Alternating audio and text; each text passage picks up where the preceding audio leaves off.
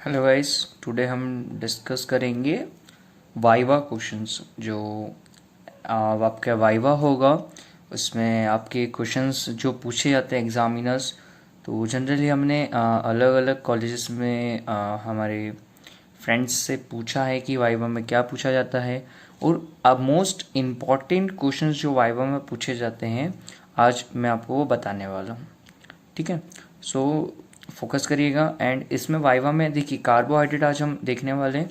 Carbohydrate में आज के वीडियो के बाद आपको कुछ ज़्यादा वाइवा के लिए कुछ देखना नहीं पड़ेगा अलग से। बेसिकली कार्बोहाइड्रेट के टॉपिक से जैसे हम जो लेबोरेटरी में टेस्ट लगाते हैं वो इंक्लूड करा है टेस्ट में, जैसे मॉलिस टेस्ट, जितने भी बेनेडिक्ट टेस्ट आप देख सकते हैं, तो उन सबके क्वेश्चंस क्या पूछे जा सकते हैं। Even carbohydrate chapter plus carbohydrate metabolism, जितना भी कार्बोहाइड्रेट से रिलेटेड आपका बायोकेमिस्ट्री में है, सभी को आज हम डिस्कस करेंगे। इसमें सिलेक्टिव क्वेश्चंस होंगे जिनकी प्रोबेबिलिटी के एग्जामिनर आपसे वाइवा में यही क्वेश्चंस पूछेगा। ठीक है, सो स्टार्ट करते हैं।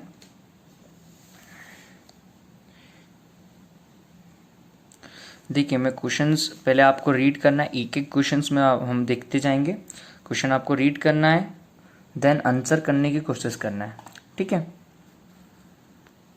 सो हम स्टार्ट करते हैं। पहला क्वेश्चन है हमारा, what is the composition of Benedict quantitative reagent. Qualitative, देखिए ध्यान दीजिएगा, ये क्वेश्चन है what is the composition of Benedict qualitative reagent. Qualitative reagents में हम बेनेडिक्ट में एक्चुअली 3 रिएजेंट्स को हम यूज करते हैं। पहला हम यूज करते हैं कॉपर सल्फेट। देखिए जैसा मैं बताते जा रहा हूं वैसे ही याद करिएगा। पहला हम यूज करेंगे कॉपर सल्फेट को। सेकेंड हम जो यूज करते हैं वो यूज करते हैं सोडियम कार्बोनेट को।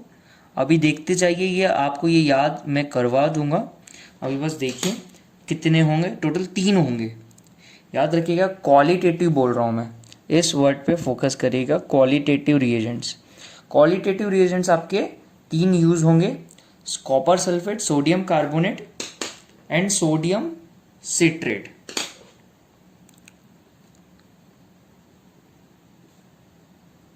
सोडियम सिट्रेट, ठीक है, हमने इसको लिख लिया। अब हम इसको याद कैसे रखेंगे गाइस? याद रखना बहुत इजी है, जिस ऑर्डर में मैंने लिखा है उसी ऑर्डर में इसको सोचिएगा। देखिए सबसे पहले कॉपर सल्फेट। कॉपर सल्फेट मैं रिएजेंट में इसलिए यूज कर रहा हूं क्योंकि ये मेरे रिएजेंट में कॉपर आयन सप्लाई करेगा। देखिए मुझे बेसिकली चाहिए क्या, मैं ये रिएजेंट यूज करता हूं क्यों? क्योंकि मुझे कॉपर के आयन्स चाहिए। मुझे सॉल्यूशन में अब बहुत सारे कॉपर्स के आयन चाहिए। ठीक है, कॉपर्स के आयन मुझे चाहिए सॉल्यूशन में।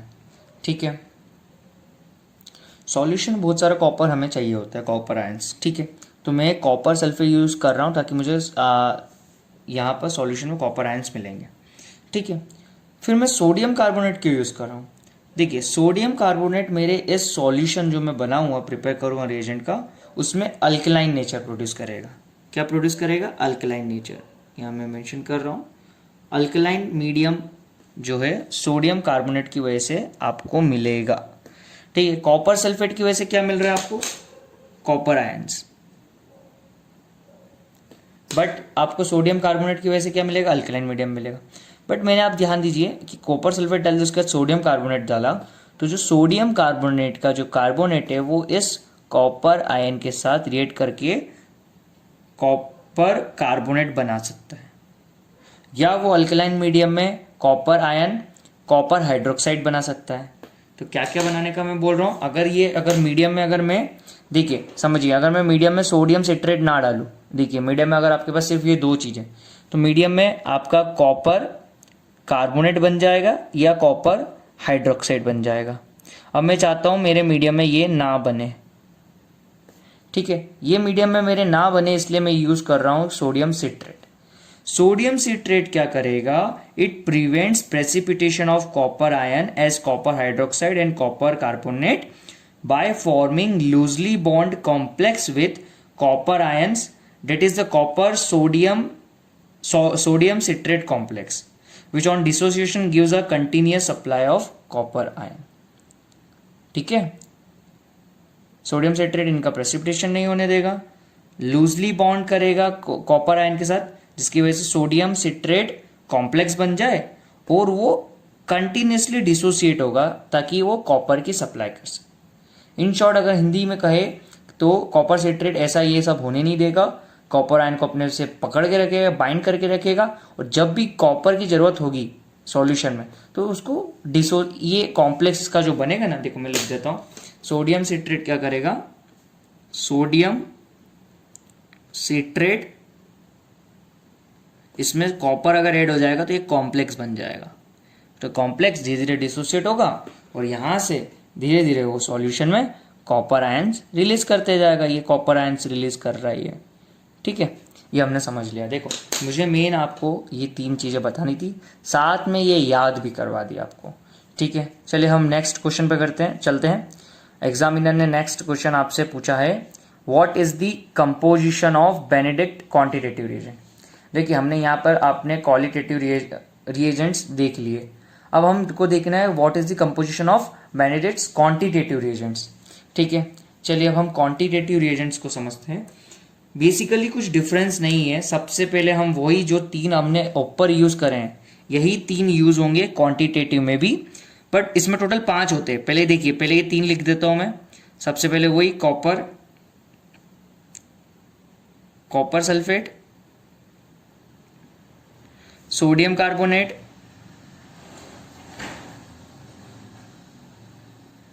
And sodium citrate. जो मैंने ऊपर यूज करे हैं वही यूज करूंगा इधर भी क्वांटिटेटिव में। देखिए क्वांटिटेटिव में आप याद कैसे रख सकते हैं, क्वालिटेटिव में हम क्वालिटी चाहते हैं इसलिए हमने 3 यूज करे, क्वांटिटेटिव में हमें क्वांटिटी चाहिए तो जनरली हम क्वांटिटी के हिसाब से थोड़े रिएजेंट्स भी जो उसमें यूज होंगे ना वो हम ज्यादा यूज करेंगे, ठीक है। तो मैंने ये 3 ऊपर वाले जो हमने ऊपर यूज करे थे वो लिख दिया। अब इसके अलावा 2 और यूज होंगे जो कि स्पेशली सिर्फ क्वांटिटेटिव में ही यूज होते हैं। पहला है आपका पोटेशियम फेरोसाइनाइड,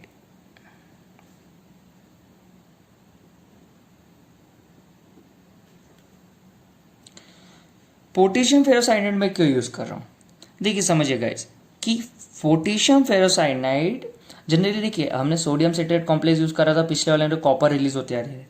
ये कॉपर जो रिलीज होते हैं ना जो रिएजेंट्स के हिसाब से, तो कभी कभी वो ऑक्सीजन के साथ रिएक्शन कर लेते हैं तो एक कॉम्प्लेक्स बना लेते हैं Cu2। इस Cu2 कॉम्प्लेक्स को ही सॉल्यूशन में मेंटेन रखता है, वहीं पर बनाए रखता है पोटेशियम फेरोसाइनाइड। पोटेशियम फेरोसाइनाइड का काम क्या है, किप या आपका cuprous oxide in the solution, इसको सॉल्यूशन में बनाए रखेगा। देखिए ये इसलिए डिटेलिंग में बता रहा हूं क्योंकि एग्जाम्स में वाइवास में आपसे ये पूछा जाएगा, ठीक है। हम ताकि मैं चाहता हूं कि आपसे कुछ भी गलत ना हो और आपका वाइवा अच्छा जाए, ठीक है। देन लास्ट जो इसमें यूज करा जाता है वो होता है potassium thiocyanate, potassium thiocyanate. Potassium thiocyanate क्या यूज करता है, it precipitates copper ion as a cuprous thiocyanide. मतलब क्या है, देखिए ये जो सोडियम सिट्रेट कॉम्प्लेक्स बन जाता है, हमने भी यहाँ सोडियम सिट्रेट यूज करा है, इससे कॉपर रिलीज हो रहे हैं, बट ये कॉपर रिलीज हो रहे हैं तो हम चाहते हैं कि इसको सॉल्यूशन में बनाए कौन रखेगा, ये बेसिकली ये दोनों बनाए रखेंगे। एक तो ये कॉपर ऑक्साइड बना देते हैं जैसे पोटेशियम फेरोसाइनाइड होते हैं, अब पोटेशियम थायोसाइनाइड क्या करता है, कॉम्प्लेक्स बना लेता है। कॉम्प्लेक्स क्या होता है, copper cyanide cuprous thiocyanide, cuprous thiocyanide ये प्रेसिपिटेट हो जाते हैं, इसके पीपीडीज मिलते हैं, ठीक है। तो सॉल्यूशन में इस तरीके से ये कॉपर आयंस को बनाए रखते हैं। चलते हैं नेक्स्ट क्वेश्चन की ओर। अब आपसे एग्जामिनर ने नेक्स्ट क्वेश्चन पूछा है, substances which gives false Benedict test, substances which gives false Benedict test. देखिए बेसिकली बेनेडिक्ट टेस्ट कब करा जाता है, अगर आपके पास कोई पेशेंट आया उसको डायबिटीज मिलेटस है तो आप क्या कहेंगे कि आप बेनेडिक्ट टेस्ट करवाइए, जिसकी वजह से हमें पता चल जाएगा डायबिटीज है या नहीं, हमें कंफर्म नहीं है ना। और अगर किसी की बॉडी में वही ग्लूकोज लेवल बढ़ रहा है, ग्लाइकोज यूरिया हो रहा है, ग्लूकोस ग्लाइकोसूरिया, तो हम बेनेडिक्ट टेस्ट लगवाएंगे और वो पॉजिटिव आएगा। बट क्या होगा, ये क्यों पॉजिटिव आ रहा है? जैसे अगर मेरे पास डायबिटीज मेलिटस का कोई पेशेंट है, ग्लूकोज का वही टेस्ट हो रहा है, तो ये ग्लूकोज उसकी बॉडी में बढ़ रहा है, तो बेनेडिक्ट टेस्ट पॉजिटिव आ रहा है। क्यों? क्योंकि ग्लूकोज एक रिड्यूसिंग शुगर है। तो इस तरीके से अगर हम देखें तो कुछ और रिड्यूसिंग शुगर्स भी है या रिड्यूसिंग सब्सटेंसेस भी है बॉडी में, तो वो भी सभी, मतलब कहने का मतलब बेनेडिक्ट टेस्ट को कैसे बताया? बेनेडिक्ट टेस्ट का मतलब ये नहीं होता कि सिर्फ रिड्यूसिंग सब्सटेंसेस ही इसको पॉजिटिव देंगे। इन शॉर्ट कहे तो बेनेडिक्ट टेस्ट को रिड्यूसिंग सब्सटेंसेस ही, कुछ रिड्यूसिंग सब्सटेंसेस है जो कि टेस्ट को फॉल्स देते हैं। टू रिड्यूसिंग सब्सटेंस है, एक रिड्यूसिंग सब्सटेंस है जो कि टेस्ट को पॉजिटिव दे रहा है, एक रिड्यूसिंग सब्सटेंस है जो कि टेस्ट को फॉल्स देते हैं, फॉल्स बेनेडिक्ट टेस्ट देते हैं, देखिए नेगेटिव आ रहा है। तो कौन से वो सब्सटेंसेस है जो कि बेनेडिक्ट टेस्ट फॉल्स दे रहे हैं, फॉल्स बेनेडिक्ट टेस्ट दे रहे हैं? तो पहला मेरा सब्सटेंस है होमोजेंटिसिक एसिड। होमोजेंटिसिक एसिड है, ये मेरा बेनेडिक्ट टेस्ट जो है फॉल्स देगा। अब ये जानकारी से मुझे क्या मतलब? देखिए, इससे डिजीज होती है आपकी अल्केप्टोन्यूरिया। मैं यहाँ मेंशन कर देता हूँ, बट यहाँ आपको बताना नहीं, क्योंकि एग्जाम में जितना पूछे आपको उतना ही बताना है। एक्स्ट्रा मत बताइएगा, क्योंकि आप और दुविधा में फंस सकते हैं। अल्केप्टोन्यूरिया, अल्केप्टोन्यूरिया अगर आपको डिजीज़ है, आपके पास कोई पेशेंट आया, आपको अल्केप्टोन्यूरिया का टेस्ट लगाना है, तो होमोजेंटिसिक एसिड उसकी बॉडी में बढ़ गया है, जिसकी वजह से अल्केप्टोन्यूरिया हुआ है। अब उसकी आप अगर उसको बेनेडिक्ट टेस्ट का बोलेंगे तो बेनेडिक्ट टेस्ट फॉल्स आएगा। और जबकि हमने पढ़ा है कि ऑल रिड्यूसिंग एजेंट्स और ऑल रिड्यूसिंग शुगर्स गिव्स और all reducing substances gives Benedict test, but हमें तो इसका डिफरेंट मिल रहा है। इसलिए हमें याद रखना है कि 3-4 सब्सटेंसेस बॉडी में ऐसे होते हैं जो कि फॉल्स बेनेडिक्ट टेस्ट देते हैं। तो आपको कभी भी अल्केप्टोन्यूरिया के पेशेंट को नहीं बोलना है कि आप जाके बेनेडिक्ट टेस्ट करवाइए, ठीक है। दूसरा मैं बताना चाहूँगा विटामिन सी। देखिए, कुछ कुछ की बॉडी में विटामिन सी का लेवल जो है बढ़ जाता है, कुछ की बॉडी में कम हो जाता है। तो विटामिन सी का जो लेवल है अगर आपकी बॉडी में बढ़ जाता है तो आपको फॉल्स बेनेडिक्ट टेस्ट से कोई मतलब नहीं रहेगा, आपको दूसरे टेस्ट करना होंगे, क्योंकि अगर बेनेडिक्ट टेस्ट करेंगे तो फॉल्स आएगा, ठीक है। और फिर हम कभी जैसे माइल्ड फीवर होता है तो एस्पिरिन देते हैं, तो एस्पिरिन भी फॉल्स बेनेडिक्ट टेस्ट देती है, ठीक है। याद रखने के लिए बता रहा हूँ ये सब चीज़ें, बाकी मेनली याद आप इतना डिटेलिंग आपको नहीं बतानी, आपसे बस यही पूछा जाएगा बेनेडिक्ट टेस्ट कौन कौन फॉल्स देंगे, होमोजेंटिसिक एसिड, विटामिन सी और एस्पिरिन। चलते हैं नेक्स्ट क्वेश्चन की ओर। What is the principle of Molisch test? Basically Molisch test जो है वो कार्बोहाइड्रेट के लिए यूज़ करा जाता है। हम वैसे देख रहे हैं कार्बोहाइड्रेट के वाइवर्स में क्या क्या क्वेश्चन पूछेंगे। कार्बोहाइड्रेट का अगर आपको टेस्ट करना है, कोई उससे डिफिशिएंसी हो गई बॉडी में या कुछ और कंडीशंस हो गई, तो हमें मोलिस टेस्ट से पता चलता है। बेसिकली क्या होता है, अगर आपने कुछ सैंपल लिया सीरम का, ब्लड का, तो उसमें क्या होगा, अगर कार्बोहाइड्रेट है प्रेजेंट, तो कार्बोहाइड्रेट प्रेजेंट है, आप टेस्ट कर रहे हैं Molisch test, carbohydrate on treatment with concentrated H2SO4, अगर हम कॉन्सेंट्रेटेड H2SO4 से रिएक्ट करते हैं तो क्या होता है, कार्बोहाइड्रेट में से एक वाटर मॉलिक्यूल का रिमूवल हो जाता है, डिहाइड्रेशन हो जाता है, जिसकी वजह से क्या होता है, यहां पर फॉस्फोरल और उसके डेरिवेटिव्स है ना फॉर्म होते हैं। अब इनसे हमें क्या मतलब, बेसिकली देखिए यहाँ डिहाइड्रेशन हो रहा है, डिहाइड्रेशन की वजह से ये बन रहे हैं फॉस्फोरल, कहाँ से बन रहे हैं, कार्बोहाइड्रेट से बन रही है। बट ये फॉस्फोरल और इसके डेरिवेटिव से क्या होगा, बेसिकली हम फॉस्फोरल और इसके डेरिवेटिव से आगे हम रिएक्शन प्रोसीड करेंगे, किसके साथ हम करवाएंगे, इसका कंडेंसेशन हम करवाएंगे बीटा नेप्थॉल्स के साथ। बीटा नेप्थॉल्स के साथ अगर हम फॉस्फोरल या इसके डेरिवेटिव्स का कंडेंसेशन अगर हम करवाएंगे तो हमें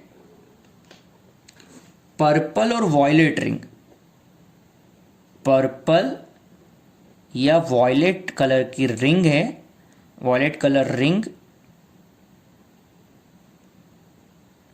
जंक्शन पर मिलेगी।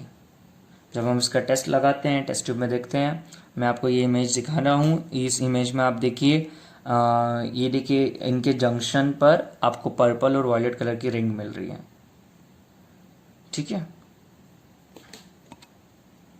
चलते हैं नेक्स्ट क्वेश्चन की ओर। अगर एग्जामिनर आपसे ये क्वेश्चन करता है कि what are the steps of osazone of glucose, fructose, lactose and maltose.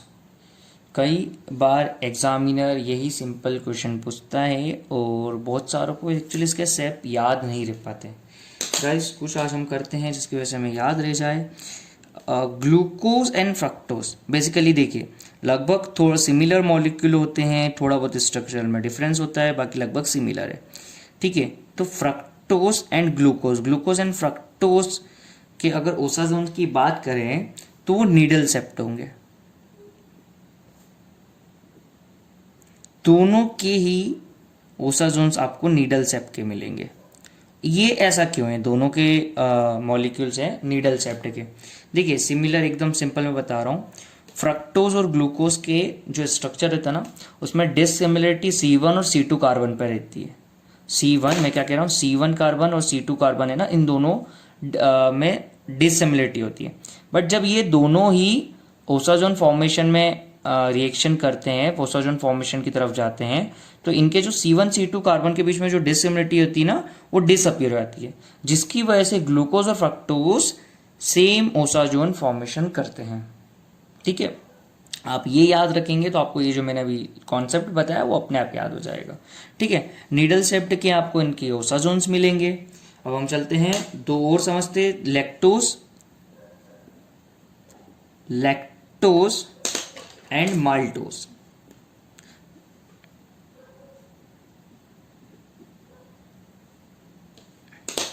Generally देखिए लैक्टोज में आपको मिलेंगे कॉटन बॉल सेप्ट या पफ बॉल सेप्ट। कॉटन बॉल लिख देता हूं मैं, कॉटन बॉल शेप्ड। जनरली इनके ओसाजोन से ना कॉटन बॉल की बॉल जो रहती है ना, कॉटन की बॉल्स बनती है, उसकी तरह आपको ये दिखते हैं। ठीक है, और माल्टोज के जो होंगे वो सनफ्लावर शेप्ड के होंगे। ठीक है, अब इसका कुछ निमोनिक देख लेते हैं। जनरली देखिए मास्टर ऑफ सर्जरी MS आपने सुना होगा, तो M फॉर ये S, आपको इससे लगभग MS से याद रहेगा माल्टोज सनफ्लावर सेप्ट। LOC पाक, LOC आपने बहुत बार सुना होगा न्यूज़ में, LOC बॉर्डर ये सब, तो आप वहाँ से थोड़ा सा O तो नहीं आ रहा है, बट ये आपसे याद रख सकते हैं L और C। ठीक है, O इधर है, CO के आगे, बट आप थोड़ा लिटिल बिट याद रख लीजिए कि लैक्टोज एंड कॉटन बॉल सेप्ट होता है। बाकी नीडल सेप आपको याद रहेगा, ग्लूकोज एंड फ्रक्टोज। जनरली बच्चे इसी में कंफ्यूज होते हैं। इसमें से अगर आप सिर्फ एक ये भी याद रखते हैं कि माल्टोज सनफ्लावर सेप्ट है, तो लैक्टोज आपको याद आ जाएगा कॉटन बॉल सेप्ट है, क्योंकि रिमेनिंग यही रह रहा है ना, हमको ये दो ऊपर के याद हो गए, ये याद हो गया है। क्वेश्चन है what is the nature of the linkage in the following. Generally पूछा जाता है क्वेश्चन एंड हम इसमें कंफ्यूज हो जाते हैं कि किस में क्या लिंकेज है। फर्स्ट ऑफ द माल्टोज में डिस्कस करते हैं। माल्टोज में आपकी दो मॉलिक्यूल्स ऑफ ग्लूकोज का बना होता है। माल्टोज 2 मॉलिक्यूल्स ऑफ ग्लूकोज होते हैं माल्टोज में, एंड माल्टोज में आपका अल्फा 1,4 लिंकेज होता है, याद रखिएगा। सुक्रोज में बात करें तो सुक्रोज में अल्फा 1,2 लिंकेज देखने को मिलता है।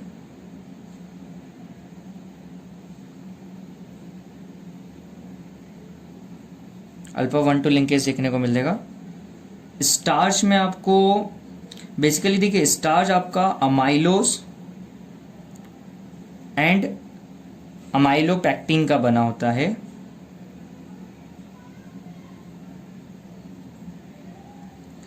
आपका अमाइलोज जो होता है वो अनब्रांच होता है, मतलब इसमें नॉन ब्रांचिंग होता है, और अमाइलोपैक्टिन जो है उसमें अल्फा 1,4 लिंकेज और ब्रांचिंग पॉइंट पे अल्फा 1,6 लिंकेज देखने को मिलती है।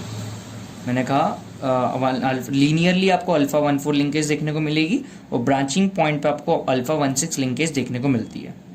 बात करें ग्लाइकोजन की, तो ग्लाइकोजन में होती है alpha 1,4 linkage and branching point पे याद रखिएगा, ब्रांचिंग पॉइंट पे अल्फा 1,6 लिंकेज मिलती है।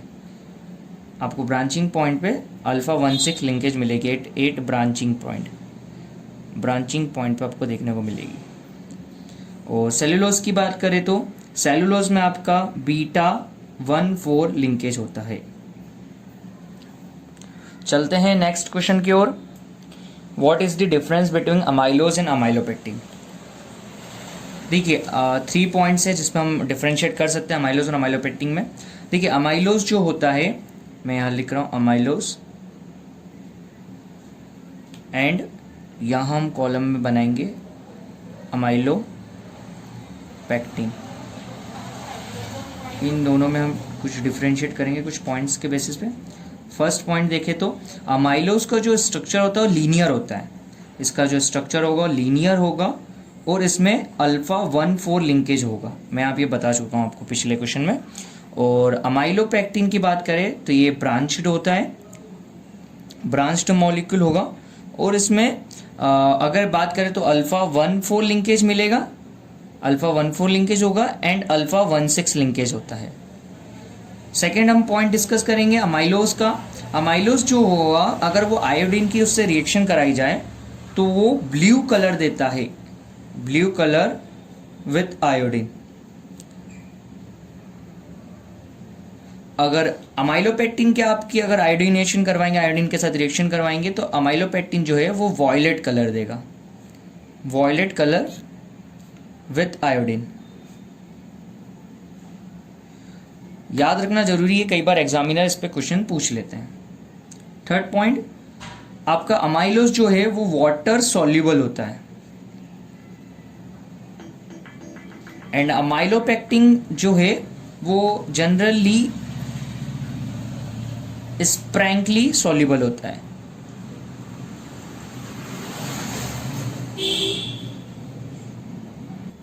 चलते हैं नेक्स्ट क्वेश्चन की तरफ। What are the clinical problems do glucose six phosphate dehydrogenase deficient person, ये glucose six phosphate dehydrogenase deficient person have to face and why it is so. Guys basically ये deficiency हो जाती है, जैसे ये एंजाइम आपका यूज होता है ग्लाइकोलिसिस में, तो अगर इस एंजाइम की डिफिशिएंसी हो जाती है तो हमको क्या होगा। देखिए जनरली क्लिनिकली हम बात करें तो अगर जो ग्लूकोज 6-फॉस्फेट डिफिशिएंट पर्सन है उसमें अगर हम जैसे अगर उनको मलेरिया हुआ तो हमने उनको मलेरियल एंटी मलेरियल हम अगर उनको ड्रग देंगे, जैसे कि हम देते हैं प्राइमाक्विन, तो अगर हमने उनको मलेरिया में एंटी मलेरियल ड्रग प्राइमाक्विन दी तो उनमें आपको देखने को मिलेगा हीमोलाइसिस। गाइज ऐसा क्यों, मतलब अगर उनको मलेरिया हुआ तो हम उनको मलेरियल ड्रग्स नहीं दे सकते, एंटी मलेरियल ड्रग्स नहीं दे सकते क्योंकि उनमें हीमोलाइसिस हो जाएगा। ऐसा क्यों होता है। देखिए जनरली जो ग्लूकोज 6-फॉस्फेट डिहाइड्रोजिनेस होता है वो मेंटेन करके रखता है, it maintains glutathione in reduced state.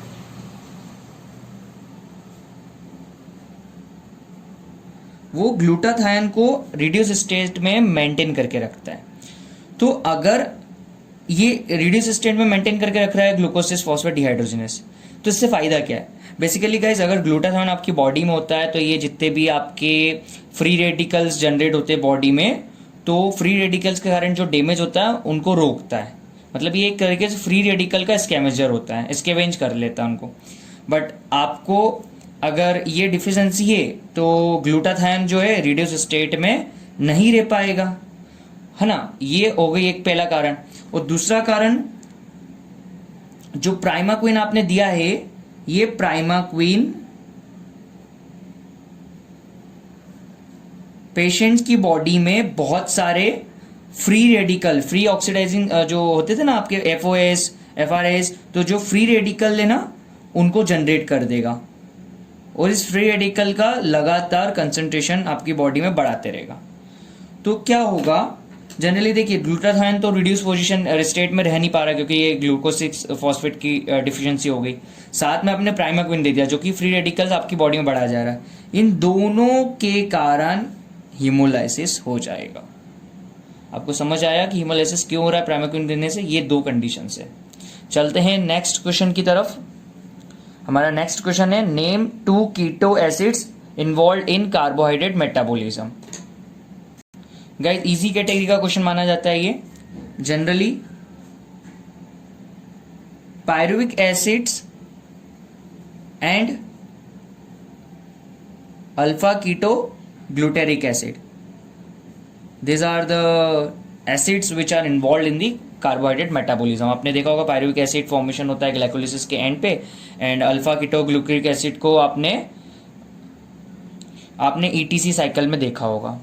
Next question पे चलते हैं। What is the key and rate limiting enzyme in glycogenesis? ये भी इजी कैटेगरी का क्वेश्चन माना जाता है। Glycogen synthase is the enzyme which is the rate limiting enzyme in a glycogenesis।